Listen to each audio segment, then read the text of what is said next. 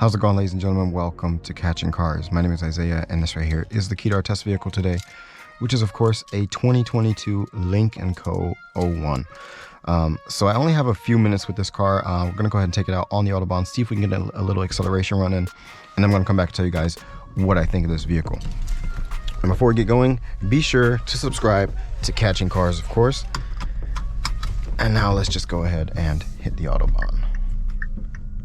Go ahead and speed in front of this person here.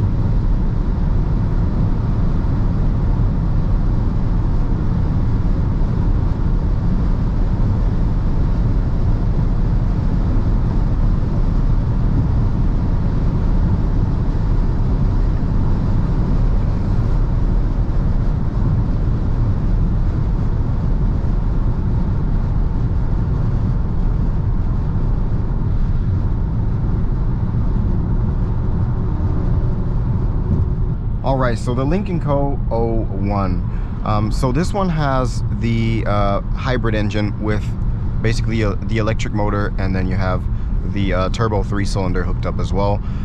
So combined, it has an output of 261 PS. And overall, I actually really like this vehicle. It looks decent. Actually looks really nice, to be honest. Not just decent. The material quality is, I guess it's kind of mixed. You have some nice material, like this right here is really soft and nice. Then you have some weird, I don't know what this is here. It's kind of soft as well, but not really. It's not really Alcantara or anything like that. Not leather either. It's like a plastic material that's kind of soft. So definitely some interesting materials in here. This right here, my friend really liked this, but I'm not too sure about this. It's kind of like a fake carbon thing, but it's not really trying to be carbon. And yeah, it's pretty scratchy actually. It's not really that nice. The steering wheel is nice, and the overall ambiance is really nice as well. So I really like the design, and also just cruising around in this Lynk Co is actually really nice. You just chill, and it feels, you know, solid. Feels like a nice vehicle to be in.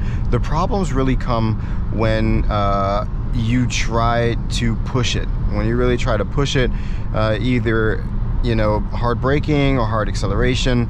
It really has the same problems that I mentioned with the XC40 T4 Recharge, as where you hit the gas, if you give it full throttle, and it kind of gives you some boost, and then it kind of, like, you know, tapers off the boost, and then it kind of gives you some electric power, and it's not really sure what it wants to do.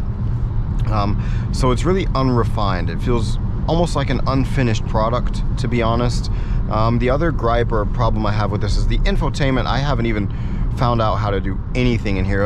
You know, of course, I've only had this thing for like 10 minutes, and I will be returning it to a friend here in a second, but I can't really figure out anything here. The only things I can use are the hard buttons here to set up the drive mode, and that's pretty much it. I know how to use the steering wheel and the gear shifter, obviously. That's the most important, and the gas and brake pedal.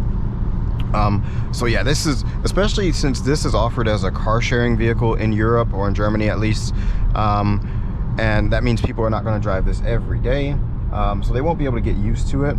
And if they only drive it, like, let's say, you know, once a month or once every 2 weeks or whatever, it'll be really, really hard to get used to all of this stuff. I mean, this is really too much. And haven't figured out how to turn off the assistance systems yet either, but it's already been bugging me.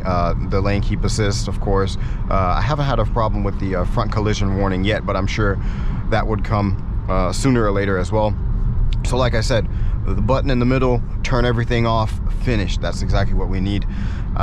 So yeah, but overall it is a nice vehicle. It just feels like an unfinished product for some reason. I still like it. I'm not sure why. Maybe I think I just like the design. Everything just looks really nice. And the sound system is really nice as well. We have the Infinity sound system in here. I just turned that on. Not too much bass, but very clear, and enough bass to get you going. So yeah, overall it is a nice vehicle. The brake feel is also kind of hit and miss. I mean, you hit the brake pedal and it just, if you give it a light push, sometimes it grabs heavy, sometimes it doesn't. I guess it's trying to, you know, use regenerative I think you call it regenerative braking, and also use the normal brakes as well, and it's not really sure which one to use. So it's very hard to get this thing to a smooth standstill, which is kind of sucks, you know. So there's a few problems I have with this vehicle, definitely, but overall I still like it, and I think if you don't actually buy this car, you just drive it every once in a while.